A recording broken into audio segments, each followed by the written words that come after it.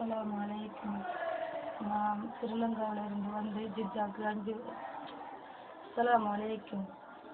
நான் சித்தி ஃபரீதா யஹ்யா. நான் ஜித்தாக்கு வந்து முதல் தடவையாக வந்து ஒரு வீட்டில் 5 வருஷமாக வேலை செஞ்சேன்.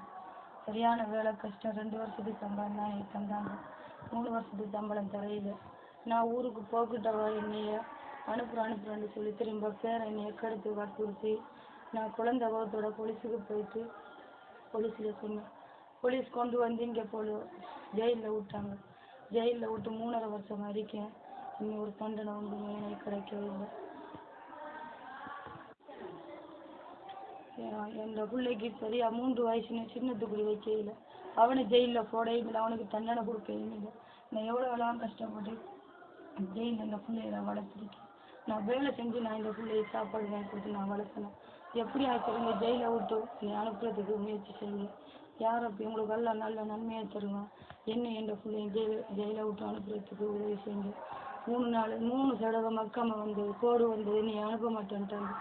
கோடு வந்த வாகனம் இல்லைன்னு சொல்லி திருப்புறாங்க. அந்த கேஸை எடுக்கிறாங்களும் இல்லை, என்னை ஊருக்கு அனுப்புகிறாங்களும் இல்லை. எப்படி ஆச்சு உங்களுக்கு எல்லாம் நல்ல நன்மையாக தருவான்.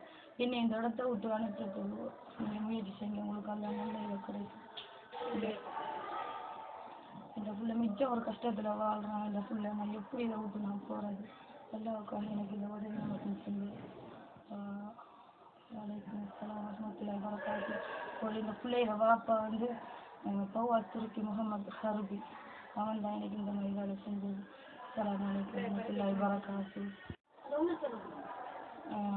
இந்த பிள்ளை என்னை பறிச்சுக்கிட்டு ஒரு காசும் தராமல் என்னை அனுப்புறதுக்கு முயற்சி செஞ்சாங்க. ஆனால் அதுக்கு நான் சம்மதிக்கல. 2 இதால் இந்த பிள்ளையை நான் வச்சுக்கிட்டு இருக்கேன். இந்த பிள்ளை எனக்கு இந்த பிள்ளை வேணும், எனக்கு என் சம்பள காசு வேணும். இதை விட்டு நான் தெரியாது எந்த ஊருக்கு போகணும். இன்ஷா அல்லாஹ் நீங்கள் இதுக்கு எனக்கு உதவி செஞ்சு என்னை அனுப்பணும். நான் மிச்சம் ஒரு கஷ்டமத்தையில் இந்த ஜெயிலில் நான் வாழ்கிறேன். நான் ஒரு கஷ்டப்பட்ட குடும்பத்திலேருந்து நான் வந்தேன். என்னை பிள்ளை இல்லாமல் நான் எப்படியாச்சும் என்னை பிள்ளையத்துக்கு நான் பார்க்கணும்.